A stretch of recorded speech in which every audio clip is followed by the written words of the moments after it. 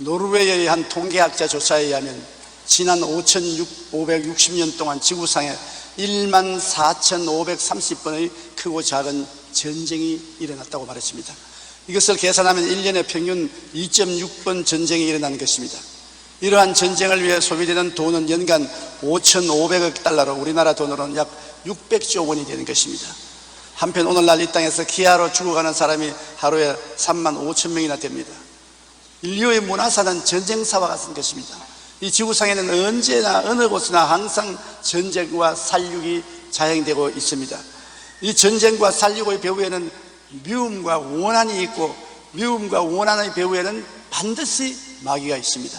어떤 위대한 주의와 철학도 그 내용에 미움이 들어있으면 그것은 마귀에게서 나온 것입니다. 하나님께로서 온 것이 절대로 아닙니다. 하나님은 우리에게 용서와 화해와 사랑을 주시기를 원하시는 것입니다. 마귀가 아담과 하와를 하나님과 원수되게 만들었습니다. 하와를 꾀해서 선악과를 따먹게 함으로 하나님의 말씀을 거역하고 반역해서 남편 아담과 함께 에덴에서 쫓겨났습니다. 반역자가 되는 것입니다.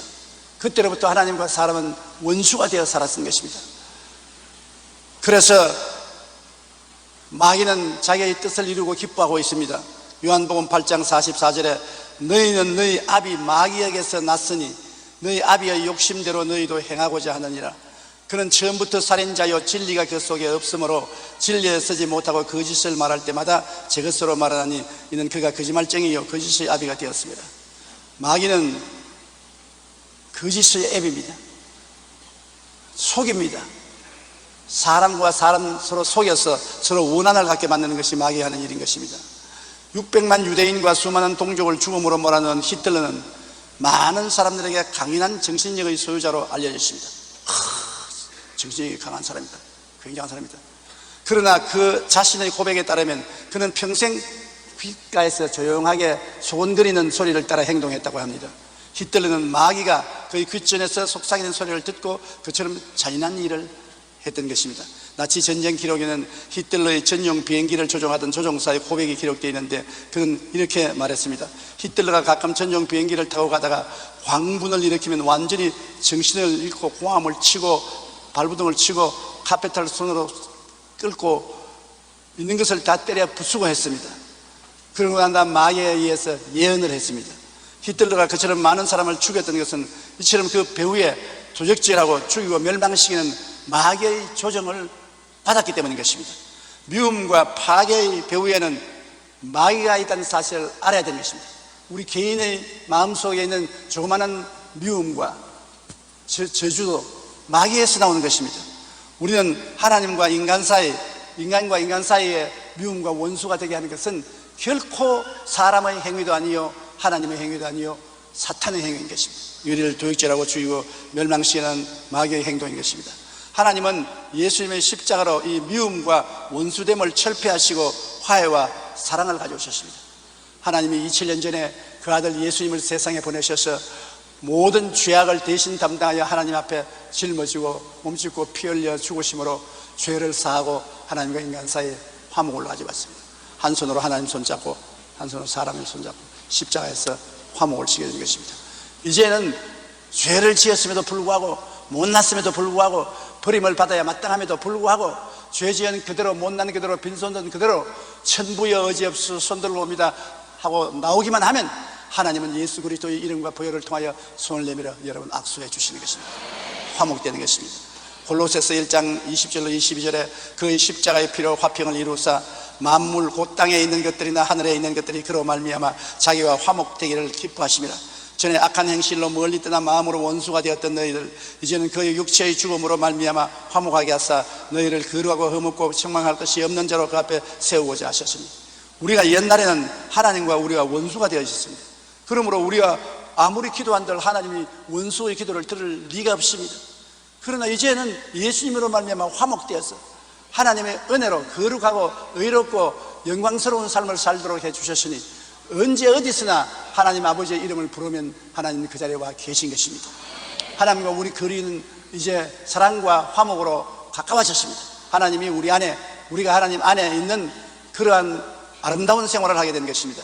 성경에 나오는 하나님의 사람들은 모두 다 용서의 사람들이었습니다. 스데반은 자기를 돌로 쳐 죽이는 사람들을 향해 무릎을 꿇고 기도하며 하나님 저들을 용서하여 주십시오, 그렇게 기도했습니다. 요셉은 자기를 애굽으로 팔아서 종살이를 하게 하고 온갖 고초를 당하게 하는 그 형들을 나중에 애굽에서 만났을 때 당신들이 나를 이곳에 팔았다고 해서 근심하지 마소서, 한탄하지 마소서, 하나님이 생명을 구원하시려고 나를 당신들보다 먼저 보내셨나이다. 오히려 형들을 위로하고 용서의 말을 한 것입니다. 다윗은 자기를 집요하게 죽이려고 했던 사울 왕을 용서했고, 아버지의 보좌를 찬탈하고자 반란을 일으켰던 압살롬 아들을 용서했으며, 반란을 피해 도망가는 다윗에게 돌을 던지며 저주하던 시므이도 돌아와서 다시 정권을 회복했을 때 용서해 주는 것입니다. 예수님은 인류의 죄를 대신하여 십자가에 못 박혀 고난당하시면서 주님을 멸시하고 저주하며 비웃는 무리들을 향해서 십자가에서 뭐라고 말했습니까? 야 이놈들아, 두고 보자. 내가 만왕의 만주의 주로 올 땐 너희 머리털을 다 뽑아 놓을 테니까. 그렇게 말했습니까? 아닙니다. 그를 향해서 머리를 흔들고 침을 빼앗고 욕을 하는 무리를 향해서 주님은 아버지여 저들의 죄를 사하여 주옵소서, 저들은 자기들이 하는 것을 알지 못하나이다며 용서의 기도를 했습니다. 저들은 누구를 십자가에 못 박았는지 모르고 있습니다. 하나님의 아들을 십자가에 못 박은 것을 모르고 있습니다. 저들이 손가락질하고 욕하는 그분이 바로 장차 만왕의 왕 만주의 주가 되어서 심판할 것을 알지 못합니다. 용서하여 주시옵소서. 주님은 오히려 용서의 기도를 하는 것입니다. 사랑이 무한하신 하나님은 그 외아들 예수님의 십자가로 마귀가 이 땅에 심어놓은 미움과 원수됨을 가는 곳마다 철폐하시고 화해와 사랑을 가져오시는 역사를 성령의 능력으로 행하고 계신 것입니다. 여러분, 미움과 복수심은 무서운 파괴의 바이러스입니다. 요사이 특별한 독감으로 말미암아 많은 사람들이 걱정을 하고 있는데 그 바이러스는 아무것도 아닙니다. 미움과 복수의 바이러스는 엄청난 파괴력을 가져오는 것입니다. 자기의 심신을 파괴합니다. 잠언서 14장 30절에 평온한 마음은 육신의 생명이나 시기는 뼈를 썩게 한다. 시기를 하고 있으면 자기 뼈가 썩는다는 것입니다. 뼈가 썩는데 살은 안 녹을 수가 있습니까? 잠언서 12장 16절에 미련한 자는 당장 분노를 나타내거니와 슬기로운 자는 수욕을 참느니라. 차라리 수욕을 담고 참는 것이 낫지 분노를 하면 자기에게 엄청난 타격이 다가오는 것입니다. 어느 국민학교 여교장 선생님이 관절염으로 심히 고생을 하는데 아무리 병원에 가서 치료를 받아도 치료가 되지 않습니다. 목사님을 청해서 기도를 받는데 목사님이 언제부터 이 관절염이 이렇게 생겼습니까? 우리 남편하고 이혼을 하고 난 다음부터 관절염이 생겼습니다. 이혼을 한 지 얼마나 됩니까? 10년이 됩니다. 그런데도 매일같이 오늘 남편을 생각하고 욕을 합니까? 그럽니다. 10년 전에 이혼했는데 왜 지금까지 그 남편과 같이 살면서 욕을 합니까? 법적으로 이혼했으면 마음속으로도 떠나보내세요. 그리고 욕하지 말고 축복하십시오. 당신이 욕하고 미워하고 저주하는 것이 전부 당신 관절염이 되어가지고서 이렇게 고통을 당하는 것입니다. 오늘 이 시간에 회개하고 하나님 앞에 당신 남편을 맡기고 마음속에서 떠나보내십시오. 그래서 통회하고 자복하고 기도하고 제가 남편 보고 바이바이 했습니다. 법적으로는 10년 전에 바이바이 했는데 마음으로는 10년 후에야 바이바이 했습니다. 그러자 그때부터 관절염이 낫기 시작하여 깨끗하게 되어버리고 마는 것입니다. 여러분, 마음의 복수심과 미움은 자기의 심신을 먼저 파괴합니다. 너 왜 원수를 용서하라 그러냐? 내 때문에 용서하는 것입니다. 원수를 미워하고 있으면 내가 죽는 것이니까, 내가 고통스럽고 내가 괴로우니까 용서해서 내 마음에서 쫓아내야 돼. 그걸 미워하면 내 마음속에 원수를 모셔들어가지고서 얼마나 고통을 당하는지 모르는 것입니다. 그러므로 우리는 미움과 복수심을 쫓아내버려야 됩니다. 미움과 복수심은 이웃과의 관계를 형편없이 훼손시키는 것입니다. 잠언서 10장 12절에 미움은 다툼을 일으켜도 사랑은 모든 허물을 가리느니라. 미움은 온갖 결점을 다 드러내고 온갖 흉을 다 보고 무서운 다툼을 가져오는 것입니다. 그러나 사랑은 잘못한 것을 다 덮어주고 감추어주고 위로해주고 격려해주어서 하나가 되게 하는 것입니다. 시편 37편 8절에 분을 그치고 노를 버리며 불평하지 말라. 오히려 악을 만들 뿐이라. 분을 그치고 노를 그쳐라. 분과 노를 가지고 있으면 악만 나오는 것이지 좋은 것은 안 나온다는 것입니다. 그리고 우리가 마음의 미움과 분노를 가지고 있으면 우리 삶 전체의 바퀴를 불태웁니다. 사는 생활 전부를 지옥불로 태우는 것입니다. 자나 깨나 먹으나 마시나 일하나 지옥불에 불타는 고통을 당하는 것입니다. 야고보서 3장 14절로 16절에 너희 마음속에 독한 시기와 다툼이 있으면 자랑하지 말라. 진리를 거슬려 거짓말하지 말라. 이러한 지혜는 위로부터 내려온 것이 아니요 땅 위의 것이요 정욕의 것이요 귀신의 것이니 시기와 다툼이 있는 곳에는 혼란과 모든 악한 일이 있습니다. 시기와 다툼이 있는 곳에는 혼란과 악이 있고 귀신이 있습니다. 귀신이 마음에 시기와 분노와 다툼을 일으키고 그것에 불을 자꾸 놓아서 고통을 가져와서 도적질하고 죽이고 멸망시키는 일을 하는 것입니다. 저는 굉장히 존경하고 감동을 받는 정치인 한 사람이 있습니다. 남아공 넬슨 만델라 대통령인 것입니다. 남아공의 넬슨 만델라 대통령은 약 26년 동안 외딴 섬의 감옥에 갇혀 있었습니다. 그는 가장 중한 정치범으로 간주되며 면회는 6개월에 한 번밖에 안 되었고 편지도 한 통밖에 허용되지 않았습니다. 흑인이기 때문에 분리주의자인 백인들에게 미움을 받았어. 무척 고통을 당하고 감옥에 들어가 있었습니다. 독방에 갇힌 지 4년째 되는 해에 그의 어머니가 돌아가셨고 이름에 그 큰 아들마저 자동차 사고로 죽었지만 장례식에도 갈 수 없었습니다. 그의 아내의 딸들은 영문도 모른 채 강제로 집에서 쫓겨났고 둘째 딸은 우울증으로 시달렸습니다. 감옥에 갇힌 지 14년째가 되는 때 그의 맏딸이 아기를 낳아 면회를 왔습니다. 그리고 미리 보낸 편지에 부탁한 대로 아기의 이름을 지어달라고 아버지에게 부탁을 했습니다. 아버지는 그 딸에게 쪽지를 내주었습니다. 딸은 그 쪽지를 조심스럽게 펴보고 그만 복받쳐 오르는 감정을 참지 못하여 통곡을 했습니다. 그 쪽지에는 그 딸의 이름을 이즈벨이라고 하라, 즉 희망이라고 하라. 그 절망 상태에 있는 아버지가 손녀의 이름을 희망이라고 지어줬습니다. 그는 끝까지 포기하지 않았고 드디어 감옥에서 나와 남아프리카 공화국의 대통령이 된 것입니다. 그쯤 되었으면 이제는 칼을 뽑아서 자기를 한평생 감옥살이 시킨 원수들을 벌할 때가 온 것입니다. 또 다 그렇게 할 것이라고 생각했습니다. 그런데 그는 첫 번째 한 일이 당시의 대주교를 위원장으로 하여 진실과 화해위원회를 설치하고 용서와 화해를 강조하고 용서와 화해를 하는 사회를 만드는 것입니다. 그 마음에 감동이 됩니다.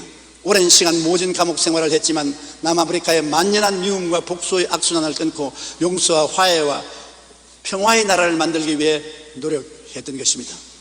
미움과 복수심은 자기의 심신을 파괴하고 이웃과의 관계를 훼손시킵니다. 하나님은 예수님의 십자가로 이 땅의 미움의 원수를 철폐하시고 화해와 사랑을 가져오시고 계십니다. 그러므로 우리 역시 무엇보다 먼저 서로 용서하고 화해하고 사랑하는 것이 절실히 필요합니다. 우리가 세계 평화와 국가와 민족을 위해서 기도했지만은 내 마음속에 미움과 원한을 품고 있으면서 아무리 기도해봤자 세계 평화도 조국의 평화도 오지 않습니다. 하나님은 우리 마음속에 미움과 분노가 있으면 우리의 기도를 듣지 않는 것입니다. 요한 1서 4장 20절에 누구든지 하나님을 사랑하노라 하고 그 형제를 미워하면 이는 거짓말하는 자니 보는 바 그 형제를 사랑하지 아니하는 자는 보지 못하는 바 하나님을 사랑할 수 없나니라. 눈에 보이는 형제를 사랑하지 못하는데 눈에 안 보이는 하나님을 하나님 사랑합니다 사랑합니다 그건 거짓말이에요. 이만큼 심각하게 하나님은 미움과 분노를 생각하는 것입니다. 우리는 마음속에 미움과 분노를 가지고는 하나님을 사랑한다고 말할 수가 없는 것입니다. 그러므로 어찌하든지 용서하며 사는 길을 선택해야 되는 것입니다. 어찌 용서를 할 수 있습니까? 우리 사람들은 나하고 저 사람이 서로 다르다고 해서 원수가 되는 것입니다. 똑같을 수가 없는 것입니다. 언제나 상대와 나는 다를 수 있다는 것을 이해하고 대화해야 되는 것입니다. 나와 똑같이 생각하라고 할 권한이 없습니다. 나와 다르다고 욕할 이유도 없습니다. 사람들은 다 자기 개성이 있기 때문에 다를 수가 있는 것입니다. 대화로서 서로 조화를 하고 나가야 되는 것입니다. 에베소 4장 32절에 서로 친절하게 하며 불쌍히 여기며 서로 용서하기를 하나님이 그리스도 안에서 너희를 용서하신 것 같이 하라. 서로 친절하고 대화하고 이해하고 동정하고 사랑하라는 것입니다. 골로새 3장 13절로 14절에 누가 누구에게 불만이 있거든 서로 용납하여 피차 용서하되 주께서 너희를 용서하신 것 같이 너희도 그리하고 이 모든 것 위에 사랑을 더하라. 이는 온전하게 맺는 띠니라. 용서와 사랑, 이것이 개인도 가정도 사회도 국가도 평안하게 만드는 것입니다. 인도의 성자라고 불리던 간디가 어느 날 폭력배들에게 심한 폭행을 당했습니다. 이 일로 간디는 법정의 정은대에 서게 되었는데 많은 사람들이 모여있는 그 자리에서 간디는 뚜렷한 목소리로 이렇게 말했습니다. 저기 앉아있는 피고인들은 나에게 어떤 원한을 품고 있었기에 나를 때렸느냐. 나는 어떤 원한을 그들에게 주었는지 모르겠습니다. 나는 저들을 알지도 못하고 또한 내 개인적으로 아무 원한도 갖고 있지 않습니다. 저 사람들이 나를 미워한다고 나도 저들을 미워할 이유가 없습니다. 미움은 미움에 의해 풀어지지 않기 때문입니다. 그러므로 나는 저들을 석방하기를 요구합니다. 자기를 폭행한 사람들을 폭행죄로 감옥에 집어넣지 아니하고 용서해주고 풀어주는 것입니다. 놀라운 일이 아니겠습니까? 사람들의 감정은 그렇게 편안하지 못합니다. 우리와 상대는 서로 생각이 다를 수 있다는 것을 인정하고 최대한 이해하고 함께 대화하도록 노력합니다. 이해와 대화를 할 때 상대의 사정을 더욱 잘 알게 되고 진정으로 용서할 수 있게 되는 것입니다. 그리고 언제나 우리가 생각하기를 모든 일은 정의로운 판단을 하나님이 해주신다는 것입니다. 하나님은 아무 말도 안 하고 계신 것 같지만 우리의 모든 행동을 살피고 계십니다. 사람이 무엇으로 심든지 그대로 거둔다고 말씀하신 것입니다. 잠언 20장 20절에 너는 악을 갚겠다고 말하지 말고 야훼를 기다리라. 그가 너를 구원하시리라.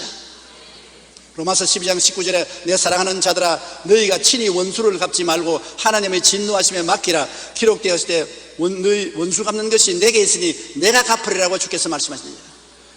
하나님은 사랑만 하는 것이 아니라 원수 갚는 것도 하나님이 하신다는 것입니다. 도를 넘치게 악을 행하도록 하나님은 버려놓지 않습니다. 행악자를 인하여 불평하지 하지 말며 불의를 행하는 자를 투기하지 말지어다.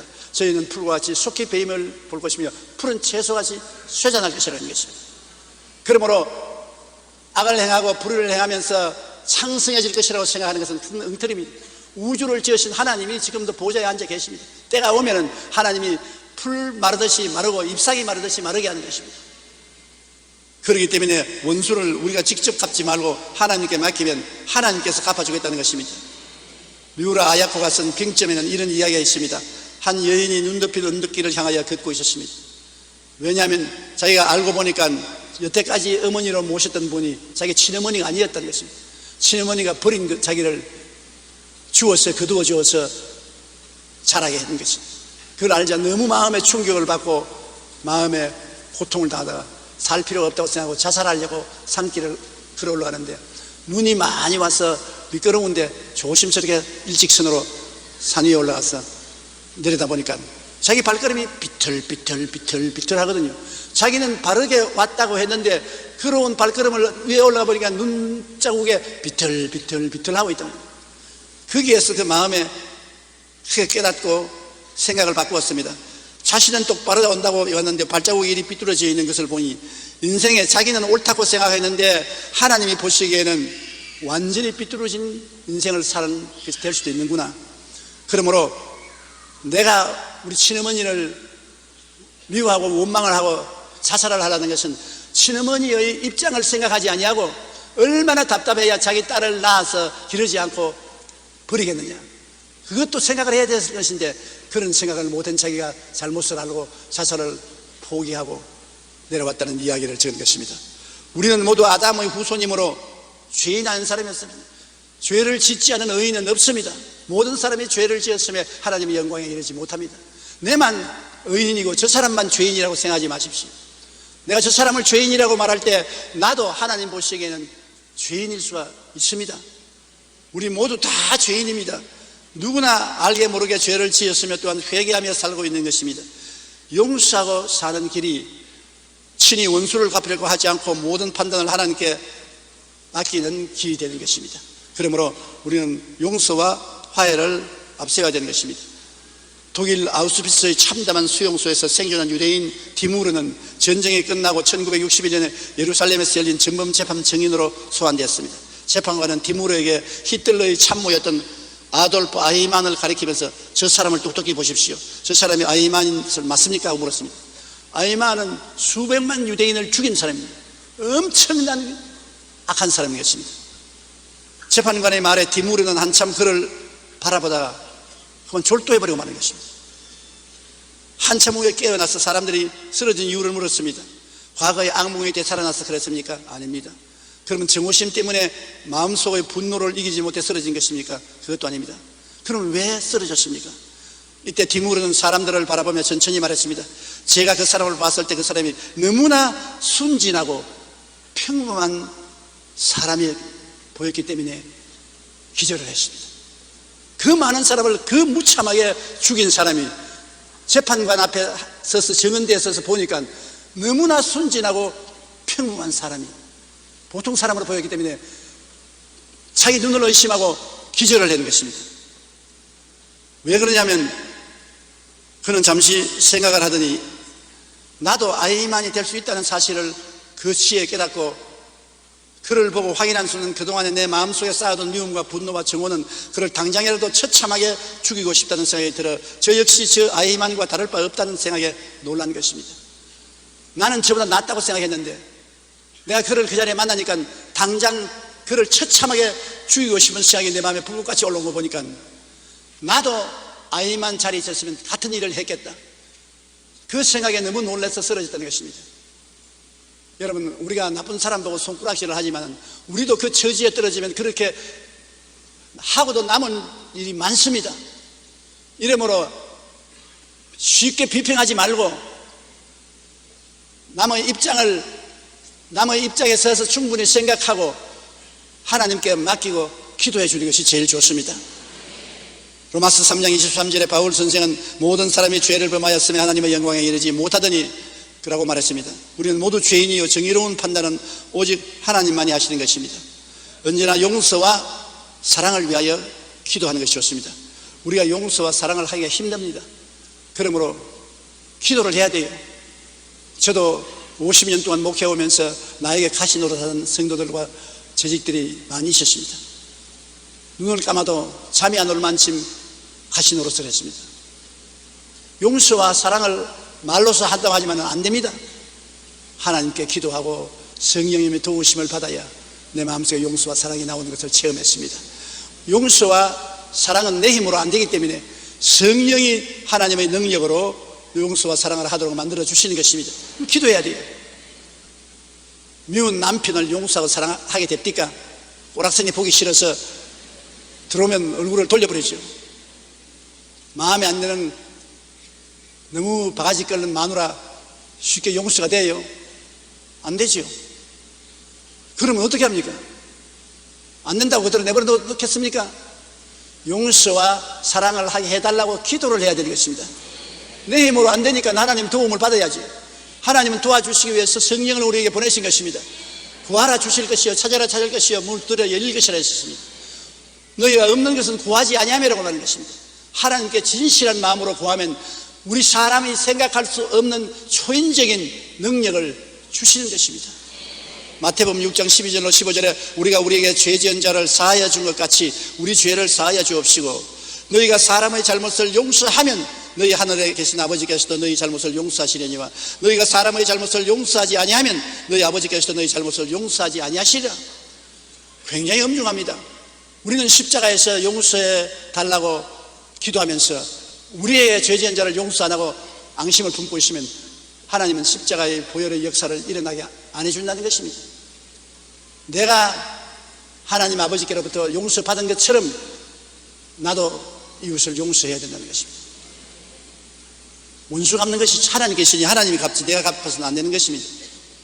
마태복음 18장 22절로 22절에 그때 베드로가 나와 이르되 주여 형제가 내게 죄를 범하면 몇 번이나 용서하여 주리까 7번까지 하오리까. 큰 맘 먹었습니다.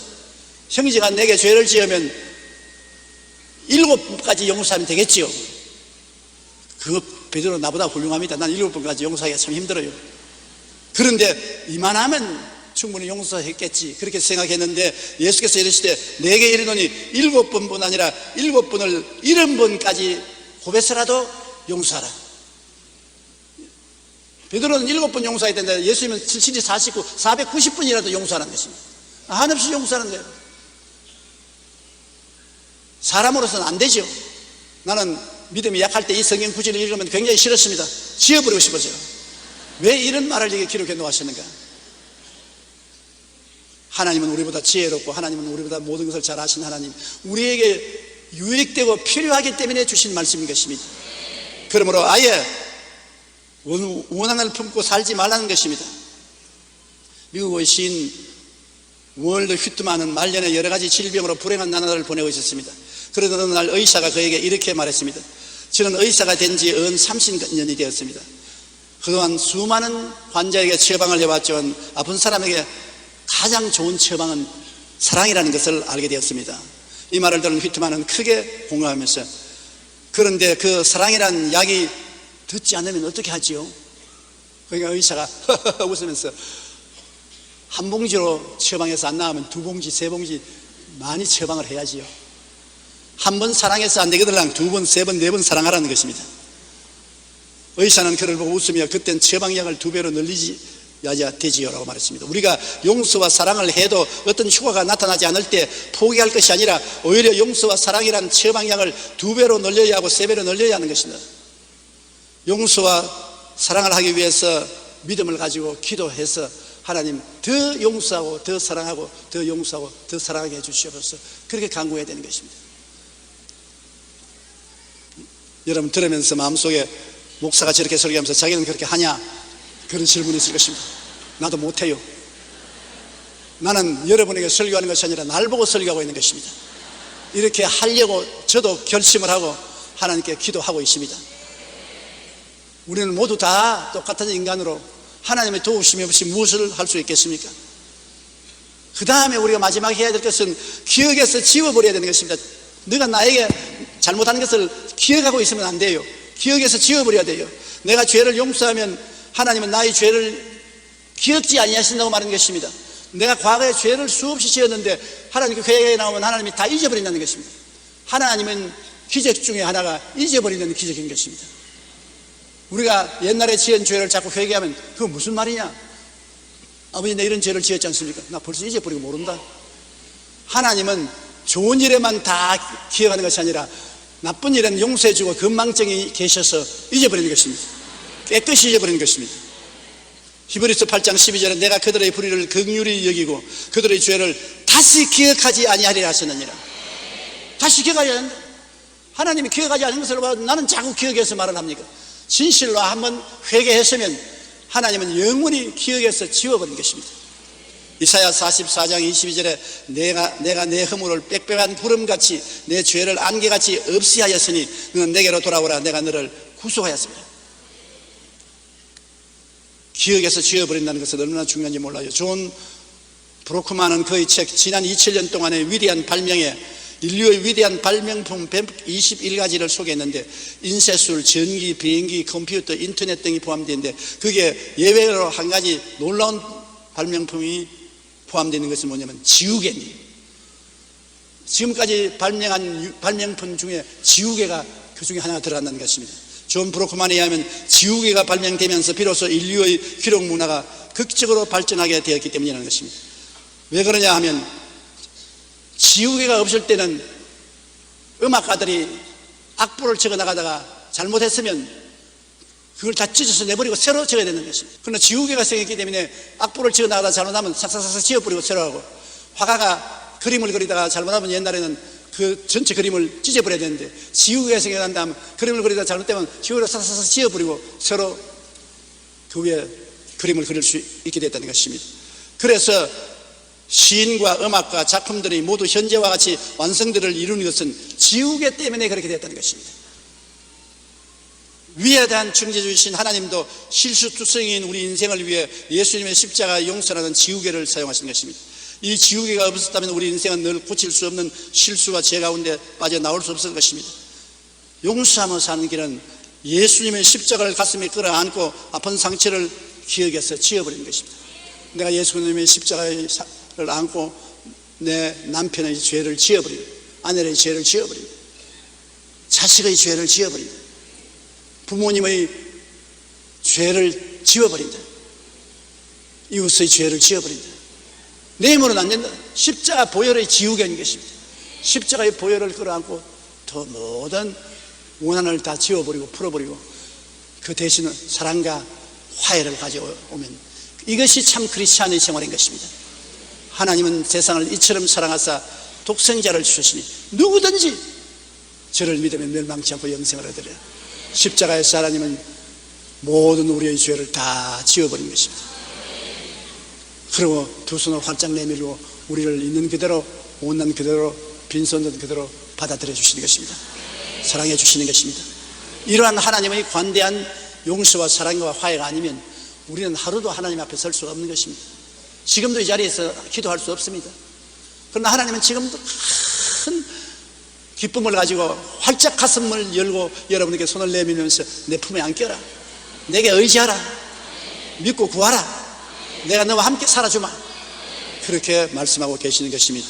여러분, 이 하나님을 우리가 정말 사랑하고 의지하고 하나님 뜻대로 살아야 되겠습니다. 제3자에 대해서 이야기하기는 쉽습니다. 그러나 당사자가 되면 정말로 힘이 듭니다. 원한의 바이러스를 용서로서 죽이고 마음의 평화와 행복을 갖는 것이 이 세상에 사는 지혜로운 길인 것입니다. 우리 머릿속에 기도드리겠습니다.